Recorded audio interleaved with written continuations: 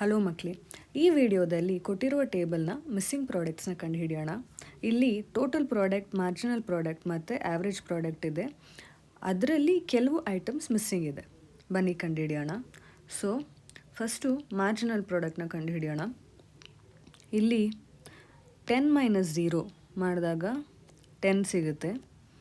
Okay, next missing product ಹೆಂಗೆ ಕಂಡುಹಿಡಿಯೋದು? That is 24 - 10 14. Okay, ಇವಾಗ ಮಾರ್ಜಿನಲ್ ಪ್ರಾಡಕ್ಟ್ ಕಂಡುಹಿಡ್ತಾಯಿತ್ತು. ನೆಕ್ಸ್ಟು ಟೋಟಲ್ ಪ್ರಾಡಕ್ಟಲ್ಲಿರೋ ಮಿಸ್ಸಿಂಗ್ ಐಟಮ್ಸ್ನ ಕಂಡುಹಿಡಿಯೋಣ. ಅದನ್ನು ಹೇಗೆ ಕಂಡುಹಿಡಿಯೋದು ಅಂದರೆ, ಇವಾಗ ಇಲ್ಲಿ ನೋಡಿ 24 + 16 ನಮಗೆ 40 ಸಿಗುತ್ತೆ.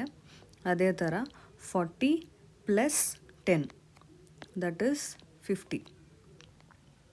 Okay, next 50 + 6. Okay, so 50 + 6 is 56.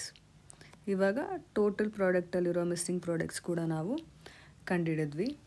Last one ಬಂದುಬಿಟ್ಟು ಆವ್ರೇಜ್ ಪ್ರಾಡಕ್ಟಲ್ಲಿರೋ ಮಿಸ್ಸಿಂಗ್ ಪ್ರಾಡಕ್ಟ್ಸ್ನ ನಾವು ಕಂಡುಹಿಡಿಬೇಕು.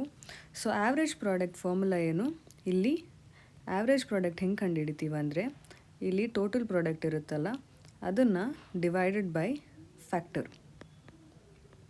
ಓಕೆ, ಸೊ ಈಗ 50 ಡಿವೈಡೆಡ್ ಬೈ 4. ನಮಗೆ 50 ಡಿವೈಡೆಡ್ ಬೈ 4 ಎಷ್ಟು ಸಿಗುತ್ತೆ? 12.5. ಸೊ 12.5 ಬಂದುಬಿಟ್ಟು missing average product. Thank you.